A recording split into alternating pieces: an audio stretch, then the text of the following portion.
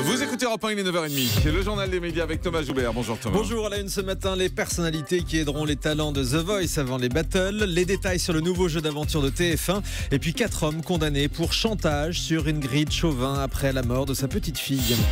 Et on commence avec des invités surprises pour les battles de The Voice. Je vous disais hier que Louis Bertignac et Garou allaient faire leur retour avant les battles. Julien Doré s'était aussi annoncé. Puis hier, TF1 a annoncé que Fanny Ardant serait également de la partie. La comédienne qui a déjà chanté dans le film 8 femmes ou Aux Enfoirés. Elle avait joué aussi dans un clip de Mika. Alors ces personnalités qu'il ne faut plus appeler des co-coachs. On en plaisantait hier. Ridicule, oui. Contrairement aux années précédentes, ils n'épauleront plus les talents de manière systématique. Ils feront juste des apparitions surprises. Par exemple, je peux déjà vous dire que Bertignac assistera à une répétition d'une reprise de Téléphone dans l'équipe de Zazie. Ah oui, c'est une super surprise en fait. Oui, c'est avant. plus une surprise alors. Garou rendra lui visite à Jennifer lors de la préparation d'une chanson de Joe Cocker. Surprise. TF1 lève le voile sur les nouveaux programmes de 2015. Lors d'une rencontre avec la presse hier soir, le directeur des programmes de la Une a confirmé que Christophe de Chavannes travaillait bien sur un projet de talk-show. Secret Story n'est toujours pas annoncé pour cet été. En revanche, on verra un nouveau jeu d'aventure intitulé Drop It. Fabrice Bailly en détaille le concept au micro Europe 1 de Romain Ambro. Alors Dropped, c'est l'affrontement de deux équipes composées chacune de 4 sportifs de renom et émérites qui sont parachutés au milieu de nulle part, aux 4 coins du monde je dirais, et l'équipe qui gagne est celle qui s'est ralliée la civilisation le plus rapidement possible. Elle possède un téléphone muni d'une prise et quand elle trouvera une prise pour la brancher, ça veut dire qu'elle aura rallié la civilisation. Donc ça va marier à la fois exploit hors du commun, dépassement de soi, mais aussi grand dépaysement. France 2 va conserver Pyramide le samedi. Le jeu d'Olivier Mine va céder sa place en access à 18h15 à un nouveau jeu dès lundi prochain, Joker, qui sera toujours présenté par Olivier Mine. Mais Pyramide va continuer le samedi, c'est ce qu'annonce la directrice des jeux de France 2 ce matin dans Média Plus. Elle précise aussi que le jeu pourra revenir cet été. Et puis à propos des Amours, diffusé le midi, et le jeu qui fête ses 20 ans, sachez que le jeu n'est pas menacé selon elle. Cette semaine d'ailleurs, une spéciale sera proposée pour la Saint-Valentin où les couples viendront jouer en tenue de mariage. Voilà, et Tex sera avec nous vendredi, invité Chouette. dans ce studio, et lundi prochain ce sera Olivier Mine. Donc tout le monde est là sur Europe 1 du moment qu'ils ont de C'est là l'actu. que ça se passe. Ils sont les bienvenus. À quelle heure le samedi, Pyramide? En access vers 18h Ah d'accord, donc mot de passe continue. aussi. Parfait. W9 lance le tournage de sa nouvelle télé-réalité musicale. La production va débuter le 27 février pour une diffusion au printemps.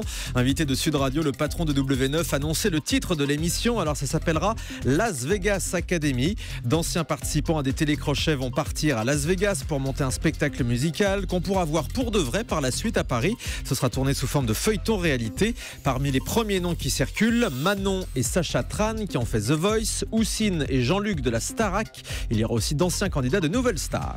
Et puis toujours sur W9, un coach rejoint les Marseillais. Alors, on disait que la télé-réalité était finie, mais W9 y croit encore. Une nouvelle saison des Marseillais est tournée en ce moment en Thaïlande. Selon Télécable Sat, les candidats vont recevoir la visite de Moundir, l'ancien participant de Koh-Lanta. Il sera chargé de leur donner ses précieux conseils de survie. Ouais, c'est précieux, oui, c'est le mot. Plus sérieusement, l'actrice Ingrid Chauvin, victime d'un chantage après la mort subite de sa fille de 5 mois. Le quotidien La Provence rapporte que 4 hommes viennent d'être jugés et condamnés à Aix-en-Provence pour recel et tentative d'extorsion. Des peines de 4 à 5 mois de prison et 1 000 € d'amende. Ils ont été condamnés pour le vol de l'ordinateur portable d'Ingrid Chauvin alors qu'elle tournait un épisode de Camping Paradis dans la région. Dans l'ordinateur se trouvaient des photos de la fille de l'actrice. Ce sont ces photos que les malfaiteurs ont tenté de vendre à la presse tout en montant un chantage pour rendre l'ordinateur en échange de 1 200 €. La police avait réussi à les interpeller grâce aux échanges de SMS qu'ils avaient avec l'actrice. Marie-Claude Pietragala cherche un nouveau local pour sa compagnie de danse. La danseuse est jurée de Danse avec l'histoire, Danse avec les stars, Ouais. parce que Danse avec l'histoire c'est Stéphane Bern. Ouais, ou Franck Ferrand, oui, ça dépend. Alors Danse avec les stars. En tutu tous les deux, et tout, c'est très drôle. Au fantasme. Mais danse avec l'histoire, c'est rigolo. Belle C'est image. ça.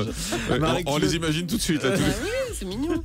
Marie-Claude Pietragala doit donc quitter les locaux qu'elle occupait à Bagnolet en Seine-Saint-Denis. Souvenez-vous, les riverains s'étaient mobilisés en novembre dernier pour récupérer ce bâtiment afin d'agrandir l'école.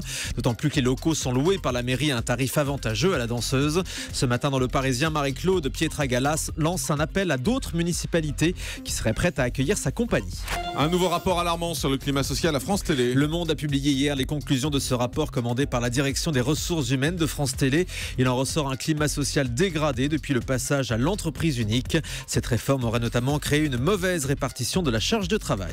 Et puis le patron des sports de Canal+ pourrait prendre la tête du quotidien L'Équipe. Oui, c'est ce qu'annonce Le Figaro. Cyril Linette serait sur le départ du service des sports de la chaîne cryptée. Il prendrait à la tête de l'équipe avec pour mission de redresser les ventes du quotidien sportif et aussi de s'occuper de la chaîne de la TNT, l'équipe 21. Et puis on termine avec le chiffre du jour. Au moins 10 millions de téléviseurs vont devenir obsolètes pour recevoir la télé par voie hertzienne, c'est-à-dire environ un quart des téléviseurs présents dans les foyers français qui risquent de ne plus fonctionner d'ici un an.